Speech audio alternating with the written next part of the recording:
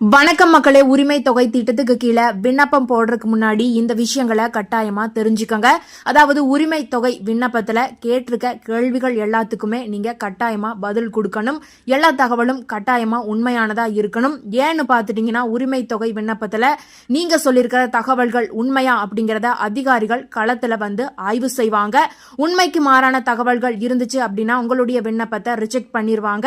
ஒருவேளை தவறா உங்களுடைய விண்ணப்பத்தை ரிஜெக்ட் பண்ணி அப்படின்னா, அதாவது இந்த திட்டத்துக்கான எல்லா தகுதிகள் உங்ககிட்ட இருந்தாலும் கூட இந்த ஒரு திட்டத்துக்கு கீழே உங்களுடைய விண்ணப்பத்தை ரிஜெக்ட் பண்ணிருந்தா நீங்க மேல்முறையீடு செய்யலாம்.